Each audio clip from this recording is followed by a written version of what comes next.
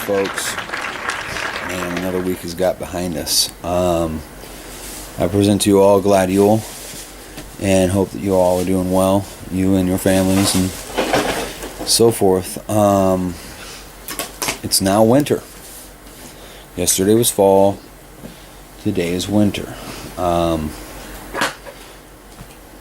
Simply put, at least up here on the northern side.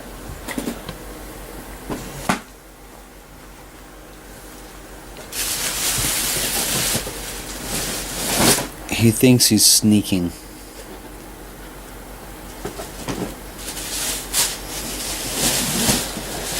He tries to sneak up on you like a cat, but he weighs 70 pounds. Alright, so Sunday morning coffee.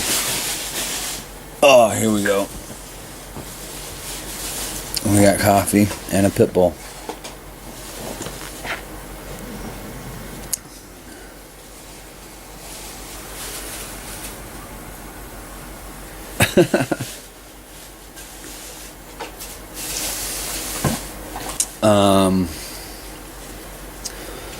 So like I said, another week's got behind us. What's going on? It's slow. It's a slow season.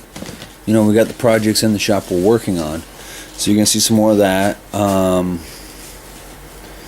I will actually dedicate hours. We're settled in enough at the shop. I can actually dedicate time and hours of editing footage, putting videos together, recording more footage.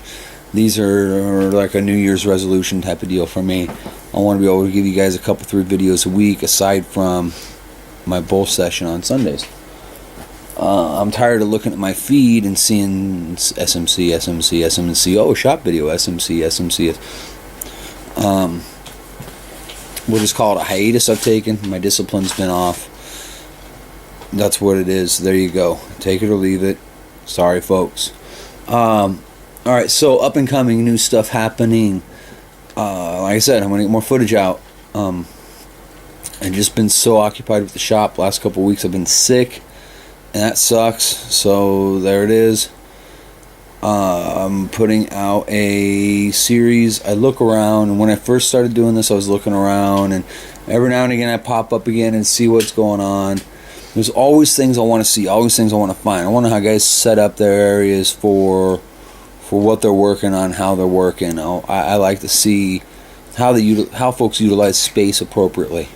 I like to see what kind of gear people are running.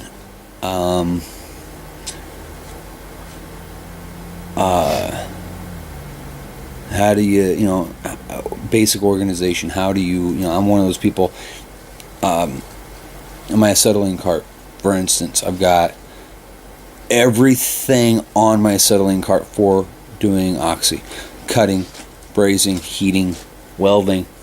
Everything's there. All the rod that I have in the shop is on it. I get everything in one little bundle. I tend to compartmentalize everything that I've got. My basic tools are set up. My metalworking tools, I got my own little toolbox with basic tools set up. So I like to see how things are set. There's not a lot out there for that. How do you build service carts or parts racks or things like this? What I'm working on right now, I've started shooting segments. I'm going to go through, see what I got for footage, see if I like it, see if I'm going to throw it out and record something else. But I'm putting together, so you're a hobbyist and you want to get things set up and doing stuff. Building a hot rod, restoring a car, building go-karts. I'm working on this series of videos. You're going to see them in the coming week. I'm going to get started.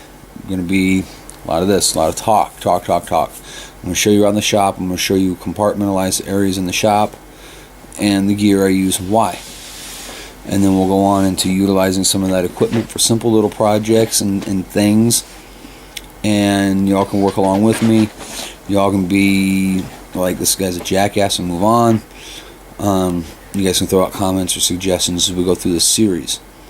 It's an interactive. It's not a, let's see what he's up to next week. It's a, I'm going to write this asshole, say, hey, I want to see what's going on with this, or show me more of that. And we're going to work on this. I don't know how much of a series, how long we're going to go. I'm hoping 8 or 10 segments. and do one once or twice a month. So that's my goal. There you go. Set up a hobbyist area. How you utilize your space the best you can utilize it, and how to do it on a buck. How to do that on a budget. So look for that. I haven't found anything like that that's really inclusive, so I'm gonna make it.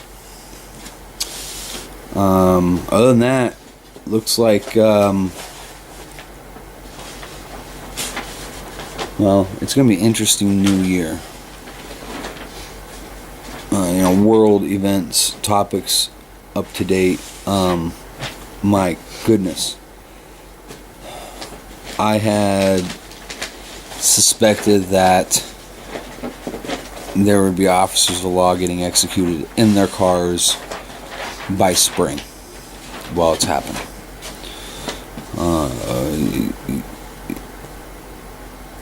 Newton. What applies to in physics, what applies to atomic particles, applies to the human condition as well.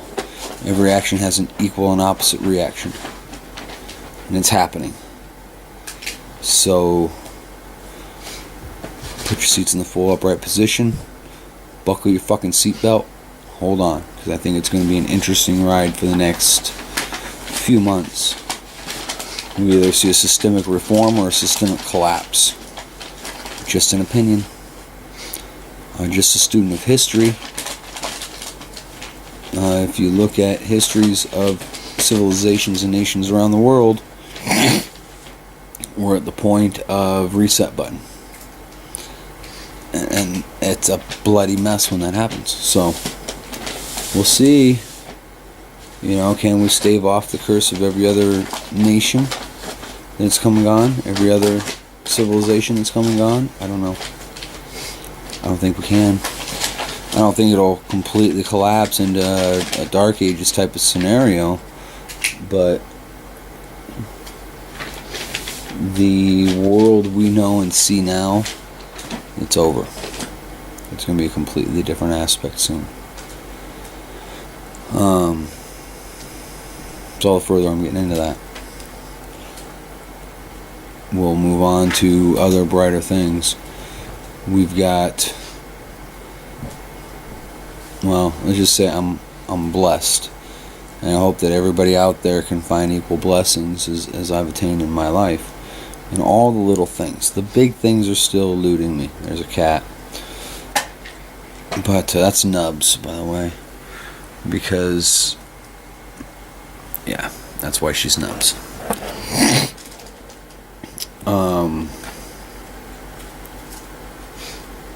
It's all the little things in life. The people that surround me immediately. I feel blessed. Every day. I've got a wonderful family. Got a wonderful woman by my side. I've got wonderful friends. What else can a fellow want? Other than a big old 4x4 truck, right? Maybe a hot rod to roll down the road at 90 miles an hour. Let me see.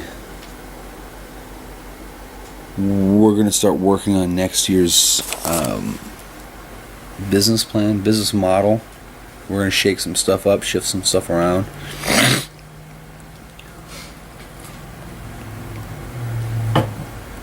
What we're doing in the shop right now, as far as sustainability, it's not working. It's not enough. It's not good enough, okay? That's our predicament. So we're going to try to reboot that whole scenario, that whole situation. I've used Smith Welding Restoration for a good while. 4 years. Thereabouts. 4 years.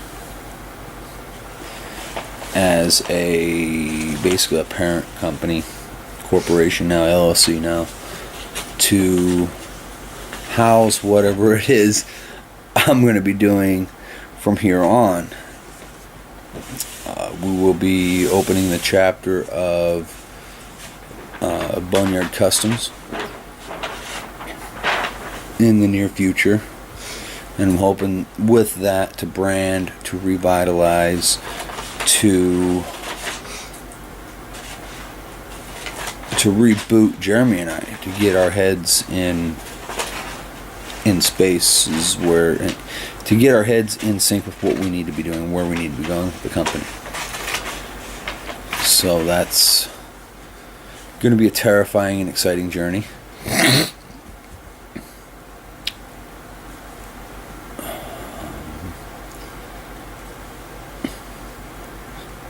Still moving things around, still coordinating, still everything, and it's coming together. I don't feel nearly as forlorn as I did a few months ago. I don't feel nearly as forlorn as I did a month ago. You know, so you want to start a business. Get funding first. Get some manner of funding. Don't go at it cold with nothing, with no savings, with no credit. We're in a credit world, no matter how much we despise it or don't want to utilize that. We're in a credit world, and you need that. You need that to be able to float, so you're not robbing Peter to pay Paul. And we don't have any of that. We are completely not underfunded, unfunded. If we don't make it this week, there's no check on Friday type of deal. As complete hand-to-mouth scenarios you can come up with. There you go. That's my tidbit for this week. You want to go do it? Go do it. Don't be afraid to. Don't be afraid to fail. And I think everybody should go completely broke at least once in their lives. But if money controls you emotionally, don't just stay to your 9 to 5. Find the steady and easy, and pull down side work or hobby. That's my suggestion to you all. Why, you might ask? Because if money affects you on an emotional level, I mean, sure, be motivated by it. That's fine. But if you've got a controlling emotion involved, you'll fail. You will fail. Especially if you're going at it unfunded.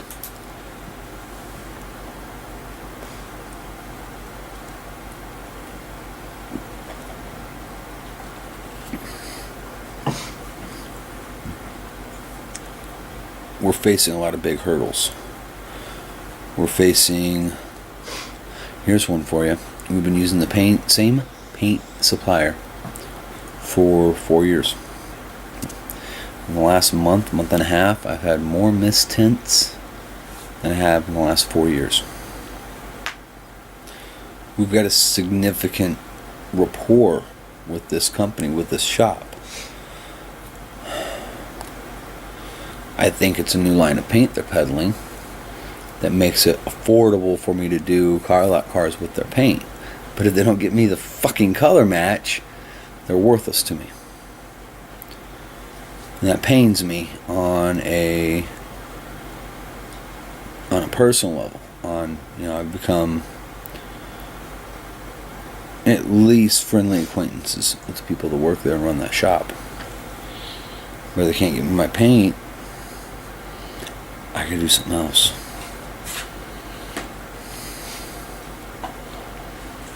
And I can't afford top shelf Chroma Base or RM Diamond, or I can't afford that on these fucking car lot cars. So now you've got loyalty versus business. Well, I can tell you right now, I'm going to go somewhere else and get my paint. I'm going to give them one more whack at this. If I don't get a match first right on, I'm going to go in and sit down and talk to the manager of the store.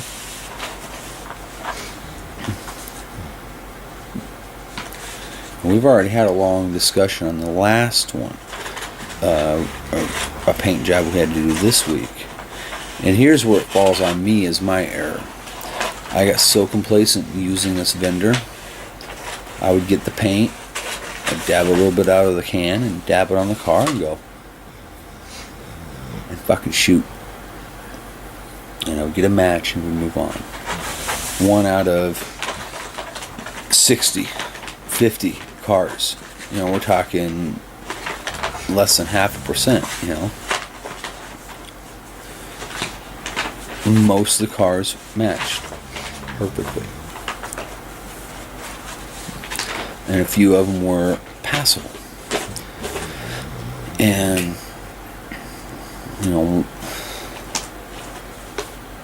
once or twice a year, I'd get one that just wasn't at all. It was an issue. It was a variant color issue is what it was usually. Easily fixed.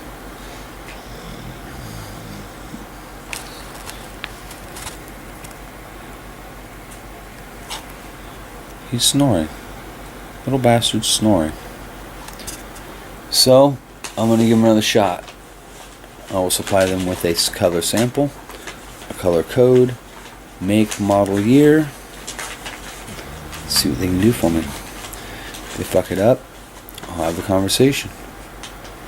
At that point, they got the one last chance.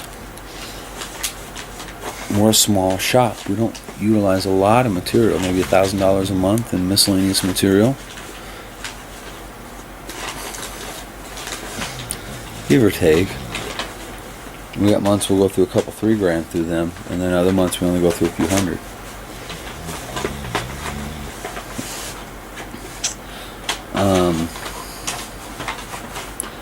I'll pull all my business out of there because I can't afford to lose a customer, especially on jobs that are cash flow jobs. They cover their costs and that's it. If you've got nothing else on the floor that's bringing you money this week, people say something's better than nothing. That's a fucking lie. Don't ever. Somebody tries to tell you that lie, poke them in the nose and tell them they're a liar. Something is not always better than nothing. You have to cover your costs. Period. You've got the number you have to make per hour, per labor hour to profit. And then you're always going to have that. What's our worst case scenario? What do we have to cover costs? What is our cost per hour to operate? And then add materials and everything that goes into the job on top of that. You got to cover costs. If you're not covering costs, don't do the fucking project. It's math. It's simple, cold, calculable math. You're going to eat shit sometimes. You're going to get into a project that takes a lot more than you thought it would. So, you get jobs that cover costs. Jobs you do at cost. And what's cost? Well, cost is your overhead, your rent, your utilities, your phone bill, your insurance, your payroll. Payroll's a cost. Payroll's a fucking cost. Even if you're self-employed, it's a cost. And then you got profit past that per billable man hour. Plus your additional cost of materials for each individual job. So you're not covering costs if you don't get a paycheck, but the shop bills are paid. That's not covering costs. You're losing money because you're not covering payroll.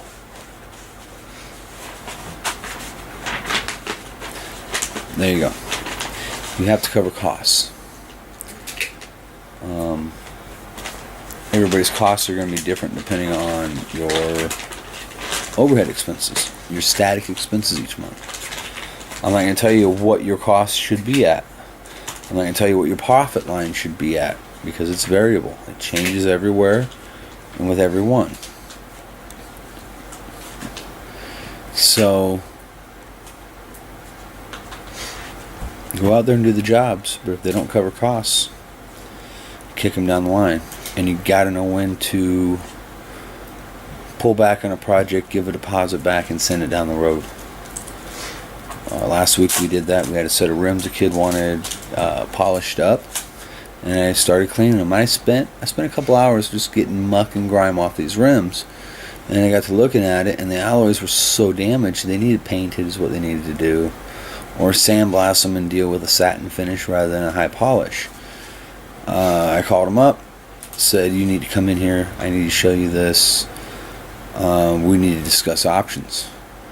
I showed them to them. I said, we can paint them, we can sand them down and clear coat them. There's various things we can do to various variable levels of success. Or I can just give you your deposit back and bid you good day. Because yeah, I lost 2 hours there that I will never get back. But I didn't lose the 15 hours after that fucking with these things and still not getting them right. I wouldn't have covered costs. So, alright, there you go. That's my Sunday morning coffee. You guys all have an amazing Christmas. I'll see you before New Year. And be on the lookout for some video series of interesting shit. I'm out. I'm going to finish this. Get on with my day. We are celebrating our Yule today. So, if you're Christian persuasion, Merry Christmas. If you're Jewish persuasion, Happy Hanukkah. All you heathens out there, glad Yule. I know there's others, but I can't fathom the appropriate greeting. So, happy holidays, folks. We'll see you on the next one.